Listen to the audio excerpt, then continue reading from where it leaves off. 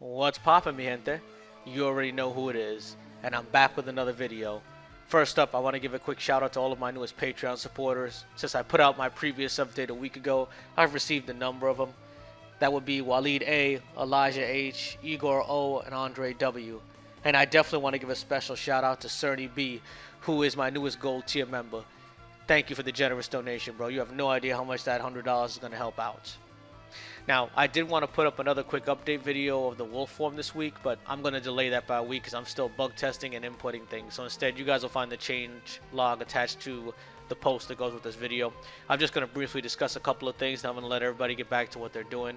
I, again, want to give a quick shout out to all of my peoples in South America and anybody who's been affected by this coronavirus. You know, my heart goes out to you all. You know, one of my relatives caught the virus recently. He thankfully recovered, but, you know, I know a lot of people aren't so lucky. So, you know, I hope everybody's staying safe and healthy out there.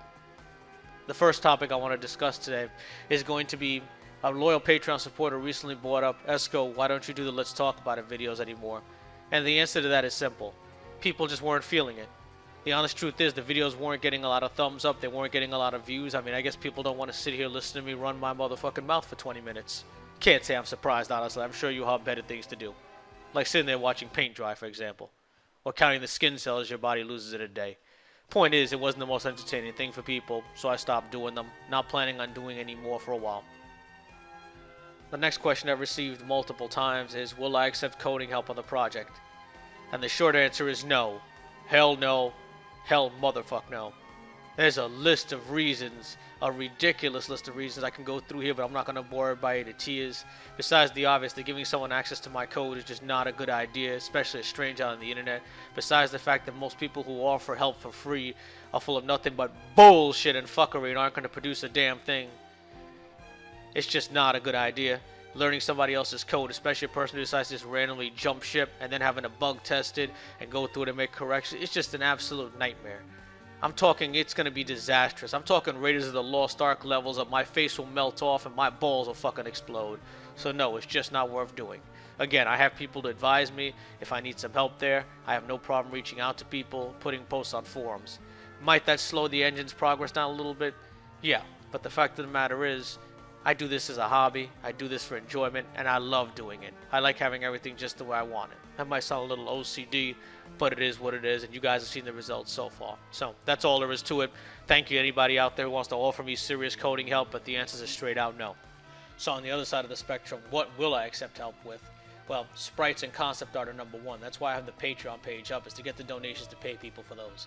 Spriting is top on the list. If you can produce sprites that are on par with the original game's quality, contact me. I'll find some work for you definitely, and it can be for an indefinite basis for the moment, or it can be short term. That's your decision on how you want to roll. Concept art's the same thing. I can always use creative people with unique ideas to come in and sketch stuff for me for new stages that I'm getting done. You can also join on the forums if you want to be a more casual person. There's all kinds of threads up there, and you can put up your own thread with ideas for different stages, and I can definitely use those ideas. You guys would be surprised how often I'll see something pop in and go, that's a badass idea. I think I'm going to use that.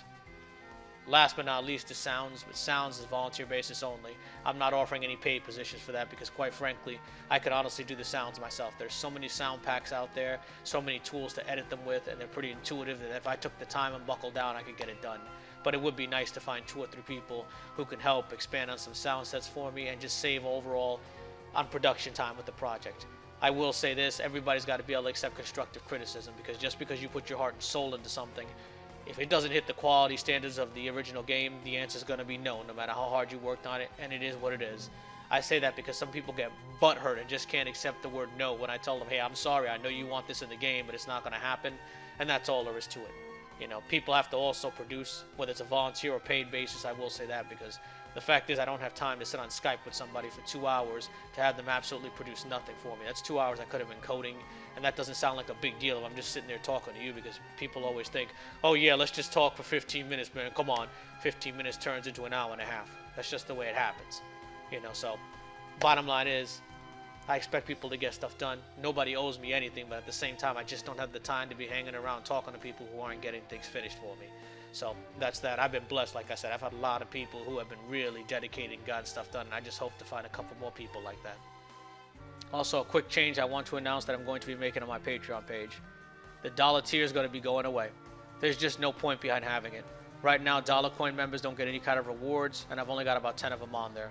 2 red bag members bring in just as much as $10 coin members. You know, the idea was initially maybe I'd get 100, 200 people who might pop up and just want to give $1, but that doesn't seem to be happening, so why leave it there? I'd rather just leave up the tiers where people actually get some kind of reward for donating to me.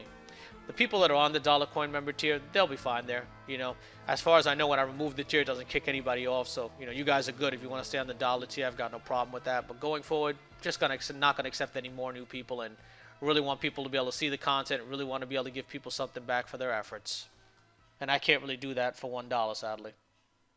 And last but not least, the big question on everybody's mind, I'm sure right now, is when in the motherfucker is Esco going to release some kind of demo of his project? Well, the short answer is within 3 months.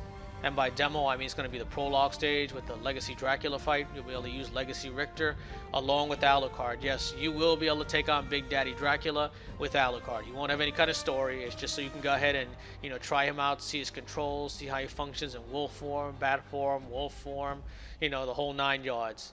And that's all there is to it. I will have to modify Dracula's attacks a bit to be a little different for Alucard because of his expanded moveset, but that's not going to be an issue. I initially wanted to release this with the graveyard stage done, but that's just not going to happen, and I don't want to delay it any further. The fact of the matter is, the way things are looking right now, I'm probably going to end up doing the entrance in the Marble Gallery, and then releasing those sometime after I release the initial demo, maybe a month or 2 after, so that you guys can fight some normal enemies, you know, see how the enemy's AI is, see how aggressive they are, see how powerful your character feels fighting them, etc. I just really am excited about getting something out there and really want you guys to be able to get your hands on this. I also have a special announcement to make for all of my Patreon and PayPal donators who give me $99 and up. You will be the first person to receive an early demo of the game before everybody else. Just my way of saying thank you for being so absolutely motherfucking planners level fucking nutty and giving me such a massive amount of funds. You know, again, doesn't matter if you're a gold member, doesn't matter if you're a person who's been on my page for multiple months or made a one-time donation. Everybody who's contributed $99 and up, flat answer, you will get early access. The same goes for everybody who's working on my team. The same goes for my character artists. The same goes for anybody who's created new tracks for the project. Any of my previous Sparta artists who produced significant works and we parted on good terms, you will absolutely have early access as well, so you don't need to worry about that.